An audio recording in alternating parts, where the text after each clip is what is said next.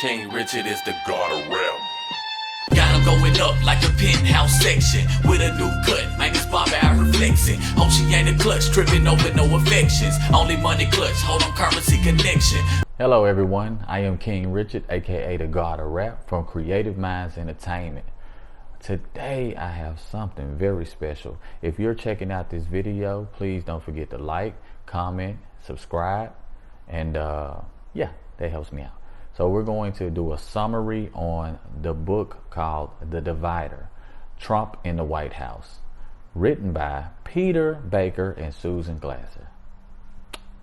Let me tell you something. These are two journalists from the New Yorker and the New York Times respectively. They detail Trump's rise and fall in these roller coaster 4 years in the Oval Office. At 28 hours and change, it's definitely kind of lengthy. It's a long read, but it's very informative and very invigorating actually.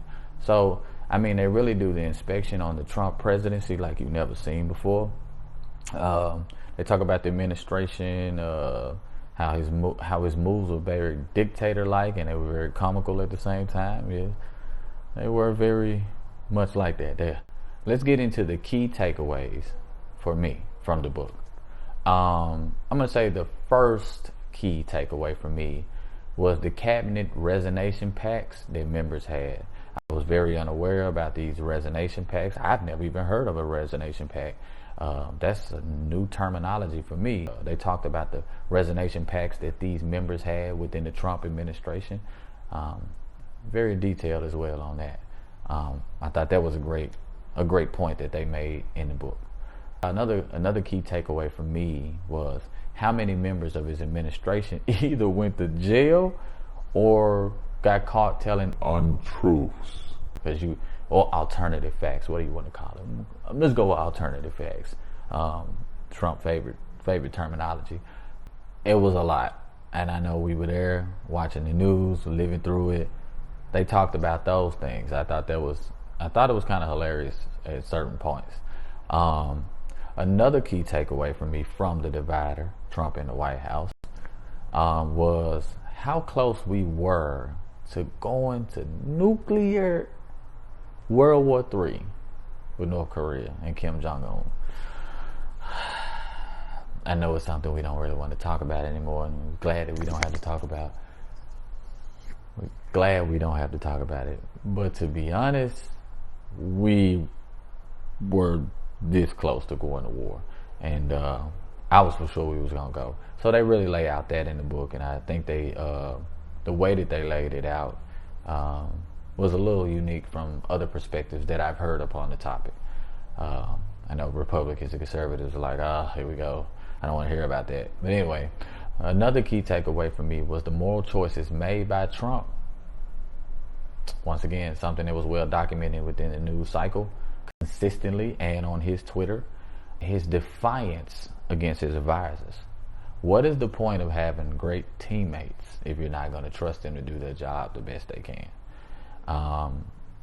Watching that play out in real time it was messy. Let's just say that, for lack of a better term, it was messy. They detail that as well. Another thing that they talk about are his massive support group of conservatives, Republicans, going to bat for him against liberals.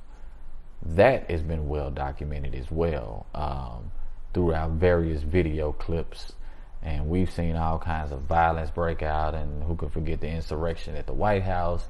And I mean, it's just a lot. They went through that with a fine-tooth comb and got it as straight as a perm. So I thought that was a wonderful thing as well. My last point, or the last takeaway that I have for the book, is probably the unheard stories from close members of his administration, friends, family, etc. I thought the authors did a really, really good job of getting pieces from various interviews and behind the scenes, things that we weren't privy to in the public or just weren't aware of. They did a good job of combing through that as well. So all in all, I would say that The Divider, Trump in the White House was pretty much a very good read. Some of the, I'm gonna say about 70% of the stuff I was already aware of, as I follow politics very closely, or kind of closely, not very closely. But I thought it was a well-written book. I thought it had a good pace to it, very detailed.